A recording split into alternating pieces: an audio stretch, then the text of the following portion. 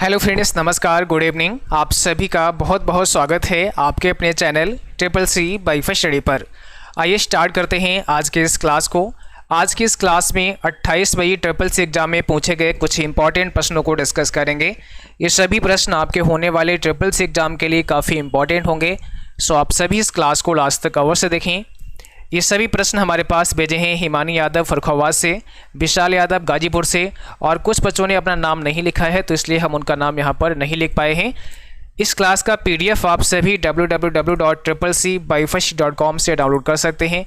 आप सबको triplec.com पर विजिट करना है और यहाँ पर ट्रिपल सी प्रीवियस पेपर पर आप क्लिक करेंगे और यहाँ से आप प्रीवियस पेपर पढ़ सकते हैं और डाउनलोड भी कर सकते हैं। बहुत सारे ओल्ड पेपर आपको यहाँ पर मिल जाएंगे। चलिए स्टार्ट करते हैं। बट इस क्लास को स्टार्ट करने से पहले आप सभी को बता दें, आज आप सभी को संडे स्पेशल डिस्काउंट ऑफ़र दिया गया था। आप चाहे जून बैच ज्वाइन करें चाहे जुलाई बैच ज्वाइन करें, आज रात 11 बजे तक आप सबको संडे कूपन कोड अप्लाई करना है। संडे कूपन कोड जैसे ही अप्लाई करते हैं तो बैच का प्राइस 299 का हो जाएगा, यानी बैच आप 299 रुपये में ही ज्वाइन कर सकते हैं। ये ऑफ़र केवल आज के लिए था, संडे स्पेशल डिस्काउंट ऑफ़र था, तो इस ऑफ़र का लाभ आज रात 11 बजे तक ही आप उठा सकते हैं। ठीक है, जब भी बैच बाय करें कूपन कोड लिख के आ रहा होगा, वहाँ पर आपको संडे लिखना है और अप्लाई करना है। ठीक है, तो आपका प्राइस 299 का हो जाएगा। चलिए स्टार्ट करते हैं। आज का सबसे पहला प्रश्न आपके स्क्रीन पर आ गया है। यहाँ पर आपसे पूछा गया था आईएफएससी कोड में कितने डिजिट होते हैं। देखिए, आईएफएससी कोड होता है और कई बार इसका फुल फॉर्म भी पूछते हैं, बट अभी इसमें पूछा है कि कितने डिजिट होते हैं, यानी कितने अंकों का आपका आईएफएससी कोड होता है। तो आईएफएससी कोड 11 अंकों का होता है। इसमें टोटल 11 डिजिट होते हैं आपके आईएफएससी कोड में। और फुल फॉर्म क्या होता है? इंडियन फाइनेंशियल सिस्टम कोड इसका पूरा नाम होता है। जो आपका आईएफएससी कोड होता है, इसमें शुरुआत के जो 4 डिजिट होते हैं, शुरू के जो 4 डिजिट होते हैं, ये बैंक नाम को बताते हैं कि भाई बैंक का नाम क्या है। ठीक है, 5वां जो डिजिट होता है वो क्या होता है? वो आपका 0 होता है। और लास्ट के 6 डिजिट जो होते हैं वो ब्रांच का कोड होता है कि भाई कौन सा ब्रांच है, उस ब्रांच का कोड क्या होगा। तो कुल मिलाकर के टोटल कितने 11 डिजिट होते हैं। अगला सवाल है आरपीए का फुल फॉर्म क्या होता है। आरपीए का फुल फॉर्म क्या होता है, आप सबको जल्दी से कमेंट बॉक्स में लिखना है। इसका सही जवाब क्या हो जाएगा? तो आरपीए का मतलब होता है robotic process automation. First option यहाँ पे सही हो जाएगा। रोबोटिक प्रोसेस ऑटोमेशन आरपीए का फुल फॉर्म होता है। तीसरा सवाल है ब्लॉग लिखकर पैसे कमा सकता है। ब्लॉग लिखकर पैसे कमा सकता है, क्या ये बात सही है? ब्लॉगर ब्लॉग लिखकर पैसे कमा सकता है, तो यहाँ पर ये भी आपका ट्रू हो जाएगा, एकदम सही है। जो साथी क्लास से अभी भी जुड़े हैं, आप सबको क्लास को लाइक कर देना है, शेयर कर देना है, और जिन बच्चों ने अभी तक चैनल को सब्सक्राइब नहीं किया है तो सभी को सब्सक्राइब करके बेल आइकन भी प्रेस कर लेना है। अगला सवाल है वैक्यूम ट्यूब का आविष्कार कब हुआ था। आपको बताना है वैक्यूम ट्यूब का आविष्कार कब हुआ था, क्या होगा इसमें आपका सही जवाब। देखिए, वैक्यूम ट्यूब का आविष्कार पूछा है कब हुआ था। ऑप्शन हमारा यहाँ पर बी सही होगा। 1904 में वैक्यूम ट्यूब का आविष्कार हुआ था। 1904 आपका यहाँ पे करेक्ट आंसर हो जाएगा। अगला सवाल है ईमेल आईडी में @ से पहले वाले भागों को क्या कहा जाता है। जो भी ईमेल आईडी होता है उसमें @ से पहले का जो पार्ट होता है उसे क्या कहते हैं, बताओ। ईमेल आईडी में @ से पहले वाले भाग को किस नाम से जाना जाता है। तो यहाँ पर सही जवाब क्या हो जाएगा? ऑप्शन आपका हो जाएगा पहला यूज़र नेम। इससे पहले यूज़र नेम होता है और इसके बाद में डोमेन नेम होता है ना, जहाँ पर आपका ईमेल होस्ट होता है। अगला सवाल है लिनक्स क्या है। Operating system, application software, antivirus, या इसमें से कोई नहीं। तो लिनक्स किस प्रकार का है ये आपको बताना है, बताइएगा। सही जवाब क्या हो जाएगा? लिनक्स एक ऑपरेटिंग सिस्टम है। यहाँ पर ऑप्शन हमारा पहला करेक्ट हो जाएगा। और ध्यान रखना है कैसा है, ओपन सोर्स में आता है। Linux open source operating system का एग्जाम्पल है। क्वेश्चन 7 कहता है प्लॉटर एक इनपुट डिवाइस है। प्लॉटर एक इनपुट डिवाइस है। आपको ट्रू फॉल्स में ही आंसर लिखना है, कमेंट बॉक्स में बताना है इसमें ट्रू होगा कि फॉल्स होगा। देखिए अगर हम प्लॉटर की बात करें, ठीक है, या हम प्रिंटर की बात करें, तो प्लॉटर और प्रिंटर ये सब कैसे हैं, ये सब आपके प्लॉटर और प्रिंटर ये सब आपके आउटपुट हैं। तो यहाँ पर क्या करेंगे आप, फॉल्स करेंगे, इनपुट नहीं होगा, सभी के सभी कैसे हैं, सभी के सभी आउटपुट डिवाइस हैं, ठीक है। प्लॉटर और प्रिंटर दोनों आउटपुट हैं, डेटा को आउटपुट करते हैं। 1 बाइट में कितने बिट होते हैं, तो 1 बाइट में कितने बिट होते हैं, जवाब करें इसमें क्या होगा आपका सही जवाब। एक बाइट को अगर आप देखेंगे तो 8 बिट से बना होता है, जहाँ पर 8 बिट हो जाएंगे वहाँ 1 बाइट हो जाएगा, ठीक है। और जहाँ पर 4 बिट होते हैं वहाँ पर 1 निवल होता है, तो एक निवल में कितने बिट होते हैं 4, एक बाइट में 8, तो यहाँ पर एक बाइट कितने बिट का होता है 8 का होता है, ऑप्शन नंबर सी हो जाएगा। अगला सवाल है क्वेश्चन नंबर 9, OLX किस प्रकार की साइट है, आपको बताना है OLX किस प्रकार की साइट है।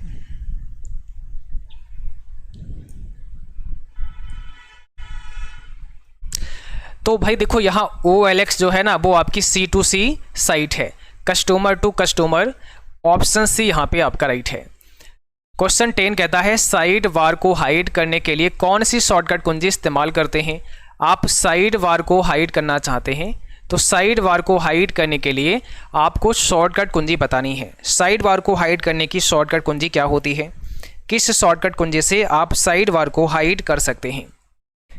तो साइड बार को हाइड करने के लिए कंट्रोल F5 प्रेस करते हैं, और इसके लिए आप व्यू मेनू में भी जा सकते हो। आप व्यू मेनू में जाओगे तो वहाँ पर साइड बार को हाइड करने के लिए कमांड मिल जाएगी, या शॉर्टकट की कंट्रोल F5 भी दबा सकते हैं। उमंग ऐप का फुल फॉर्म क्या होता है, क्वेश्चन नंबर 11 में आपसे पूछा है। उमंग ऐप का फुल फॉर्म क्या होता है।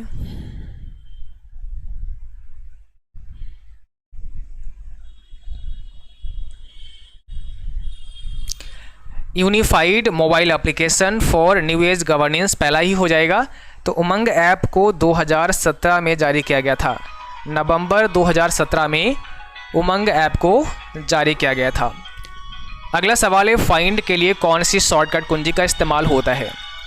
फाइंड के लिए कौन सी शॉर्टकट कुंजी का इस्तेमाल होता है, क्या होगा इसमें सही जवाब। फाइंड की शॉर्टकट की आपको बतानी है। करेक्ट आंसर होगा कंट्रोल F। फाइंड के लिए कंट्रोल F दबाते हैं।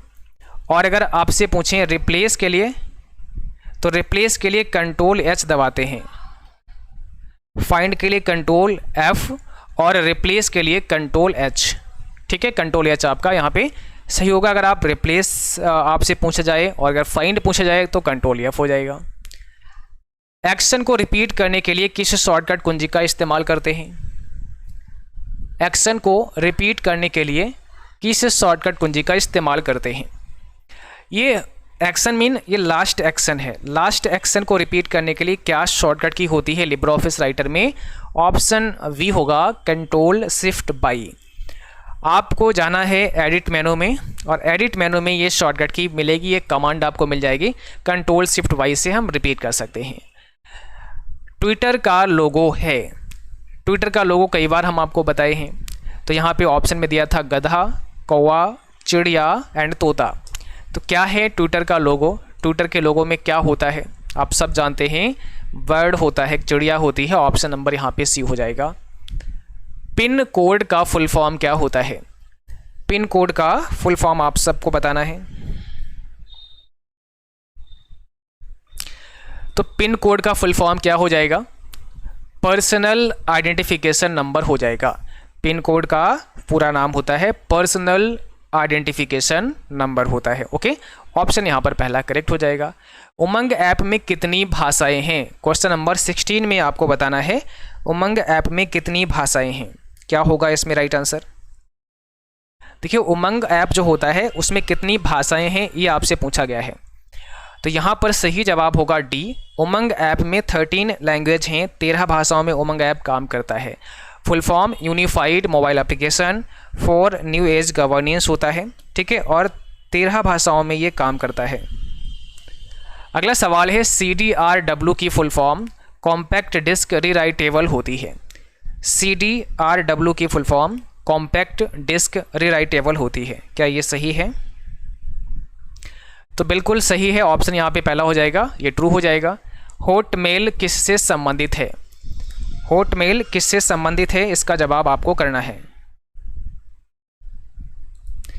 यहाँ पर सही जवाब ऑप्शन बी है, माइक्रोसॉफ्ट से संबंधित है। ठीक है, हॉटमेल किससे संबंधित है? माइक्रोसॉफ्ट से संबंधित है। ट्विटर पर कुल कितने वर्ड लिखे जा सकते हैं?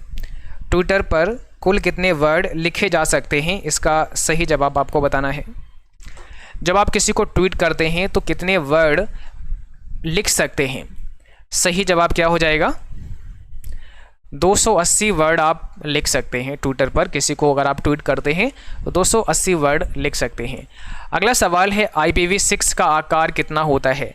IPv6 का साइज आपसे पूछा है, आकार कितना होता है? तो IPv6 का जो साइज होता है वो 128 बिट का होता है, और IPv4 की अगर बात करते हैं तो 32 बिट का होता है। ठीक है, यहाँ पर आपसे पूछा गया है गूगल ड्राइव पर कितने साइज़ की फ़ाइल को अपलोड कर सकते हैं। काफ़ी इंपॉर्टेंट प्रश्न है, गूगल ड्राइव पर कितने साइज़ की फ़ाइल को अपलोड किया जा सकता है, बताइएगा।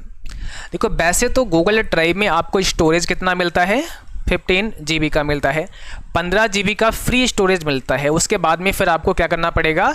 स्टोरेज को बाय करना पड़ेगा। आप स्टोरेज को परचेज करेंगे तभी आगे का डेटा इसमें स्टोर कर पाओगे। वैसे 15 GB का मिलता है।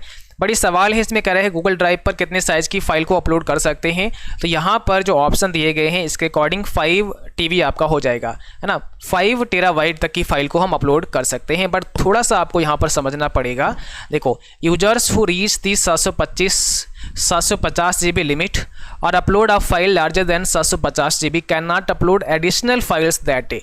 अगर आपने 750 GB की लिमिट क्रॉस कर दी एक दिन में, तो फिर इससे आगे आप दूसरी फाइल अपलोड नहीं कर पाओगे। ठीक है, या 750 GB से कोई बड़ी फाइल आप अपलोड कर रहे हैं, एक कोई फाइल है वो तो अपलोड हो जाएगी, बट दूसरी फाइल आप अपलोड नहीं कर पाओगे। कोई एडिशनल फाइल फिर आप अपलोड नहीं कर पाओगे।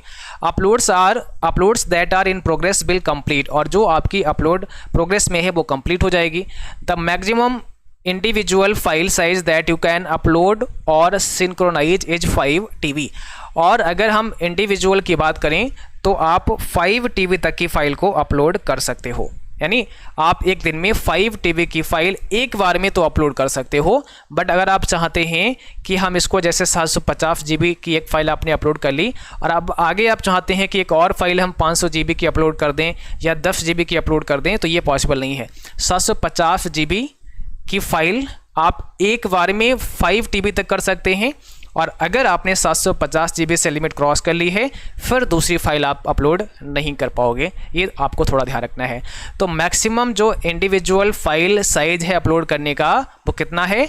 5 TB है। 5 TB तक कर सकते हैं। ठीक है, और जो आपको फ्री में स्टोरेज मिलता है आपके गूगल ड्राइव पे वो कितना मिलता है? केवल 15 GB का मिलता है। ये बात भी आपको ध्यान रखना है। अब ऑप्शन आपके सामने किस प्रकार के आते हैं थोड़ा वो समझना पड़ेगा, उसी हिसाब से फिर आपको इसका आंसर लिखना पड़ेगा। अगला सवाल है, मेल मर्ज विजार्ड किस मेनू में होता है? मेल मर्ज विजार्ड कौन से मेनू में आपको मिलता है? तो यहाँ पर आपका सही जवाब हो जाएगा बी, मेल मर्ज विजार्ड आपको टूल्स मेनू में मिलेगा। अगला सवाल, इंटरनेट से जुड़े प्रत्येक कंप्यूटर में IP एड्रेस होना जरूरी है। इंटरनेट से जुड़े प्रत्येक कंप्यूटर में IP एड्रेस का होना जरूरी है। विदाउट IP एड्रेस इंटरनेट आप नहीं चला पाएंगे। तो सही हो जाएगा, ऑप्शन पहला हो जाएगा। और IP का फुल फॉर्म इंटरनेट प्रोटोकॉल होता है। आपने स्लाइड पर लोगो लगाया है और आप चाहते हैं कि यह सभी स्लाइड पर दिखे, तो आप डैश यानी स्लाइड मास्टर का उपयोग करेंगे, आप स्लाइड सॉर्टर का उपयोग करेंगे, आप स्लाइड डिजाइन का उपयोग करेंगे, आप इसमें से कोई नहीं। यानी कौन सा यहाँ पे हमें सही आंसर करना है आपको बताना है। आपने स्लाइड पर एक लोगो लगाया है और आप चाहते हैं वो हर स्लाइड पर दिखाई दे, तो आप इसे स्लाइड मास्टर का उपयोग करके लगा सकते हैं। आप स्लाइड मास्टर पे जाके लोगो लगा देंगे तो वो हर स्लाइड पर, एवरी स्लाइड पर क्या होगा? दिखाई देगा। फर्स्ट जनरेशन में स्टोरेज के लिए निम्न में से किसका इस्तेमाल होता था? प्रथम पीढ़ी में स्टोरेज के लिए किसका इस्तेमाल होता था? कंप्यूटर की प्रथम जनरेशन में मैग्नेटिक ड्रम इस्तेमाल होता था, है ना। ऑप्शन पर आपका वी हो जाएगा, मैग्नेटिक ड्रम का इस्तेमाल होता था। और यहाँ पर आपसे पूछा गया है ECS का फुल फॉर्म क्या होता है? ECS का पूरा नाम आप सभी को बताना है। तो यहाँ पर आपका सही जवाब होगा ऑप्शन पहला, इलेक्ट्रॉनिक क्लियरेंस सिस्टम होता है। ECS का मतलब electronic clearance system. Net banking से पैसा भेजने के लिए क्या ज़रूरी है? अगर आप इंटरनेट बैंकिंग से पैसा ट्रांसफ़र कर रहे हैं, ठीक है, तो इसके लिए क्या होना चाहिए? अगर आप नेट बैंकिंग या इंटरनेट बैंकिंग से पैसा भेज रहे हैं तो इसके लिए बैंक अकाउंट होना ज़रूरी है, ठीक है। बैंक अकाउंट होना ज़रूरी है, bank account plus IFSC code. Okay, तो यहाँ पर बैंक अकाउंट दिया गया है, आप उसे करेक्ट करेंगे। अगला सवाल है, निम्न में सबसे बड़ा कौन है? GB, KB, MB और TB में सबसे बड़ा कौन है? तो सबसे बड़ा यहाँ पे क्या होगा? टेराबाइट हो जाएगा। ऑप्शन नंबर आपका डी करेक्ट है, टेराबाइट TB। सबसे बड़ा कंप्यूटर कौन सी पीढ़ी में था? सबसे बड़ा कंप्यूटर कौन सी जनरेशन में था, कौन सी पीढ़ी में था? क्या होगा इसका सही जवाब? तो सबसे बड़ा कंप्यूटर फर्स्ट जनरेशन में था, यानी प्रथम पीढ़ी में जो कंप्यूटर था वो सबसे बड़ा कंप्यूटर था, ठीक है। ध्यान रखना है, यहाँ पर साइज की बात की गई है। सबसे बड़ा कंप्यूटर कौन सी जनरेशन में था? तो फर्स्ट जनरेशन में बहुत बड़े, एक पूरा रूम के अंदर कंप्यूटर आता था। फर्स्ट जनरेशन के कंप्यूटर सबसे बड़े थे और बहुत ज़्यादा हीट यहाँ पर जनरेट होती थी, ठीक है, इस कंप्यूटर में। सेव की कमांड किस मेनू में होती है? सेव की कमांड कौन से मेनू में होती है? अगर हमें किसी फाइल को सेव करना है तो इसके लिए फाइल मेनू में जाना पड़ेगा। फाइल मेनू में जाके हम सेव कर सकते हैं। न्यू स्लाइड डालने की शॉर्टकट कुंजी क्या होती है? 31 में आपको आंसर देना है। न्यू स्लाइड डालने की शॉर्टकट कुंजी क्या होती है? अगर आपको नई स्लाइड लेनी है तो कंट्रोल M दबाना पड़ेगा। ऑप्शन सी होगा यहाँ पे, कंट्रोल M से न्यू स्लाइड आप ले सकते हैं, ठीक है। तो आज की क्लास बस यहीं पर समाप्त करते हैं। उम्मीद करता हूँ क्लास आपको अच्छा लगा होगा। क्लास अच्छा लगा हो इसको लाइक करना है, शेयर करना है। और जिन बच्चों का कल एग्ज़ाम है आप सभी को हमारी तरफ से best of luck, all the best. उम्मीद करता हूँ आप सभी का एग्ज़ाम भी बहुत अच्छा होगा। जो भी प्रश्न आपको याद रहे आप अपने प्रश्न 9452229946 पर अवश्य भेजें ताकि उन प्रश्नों को हम अपनी क्लास में डिस्कस कर पाएँ। और जिन बच्चों को SSC जून एग्जाम के लिए या फिर जुलाई एग्जाम के लिए बैच लेना है तो आज रात 11 बजे तक आप सब बैच ज्वाइन कर सकते हैं। प्राइस होगा केवल 299। आपको डिस्काउंट कूपन कोड ऐड कर लेना है संडे, ठीक है। तो जैसे ही आप संडे कूपन कोड अप्लाई करेंगे आपको डिस्काउंट मिल जाएगा और 299 में बैच आप ले सकते हैं। जिनके पास एप्लीकेशन नहीं है गूगल प्ले स्टोर पर जाकर SSC BYFST का एप्लीकेशन भी डाउनलोड कर सकते हैं। तो आज के लिए बस इतना ही। Thank you for watching. Good night to all of you.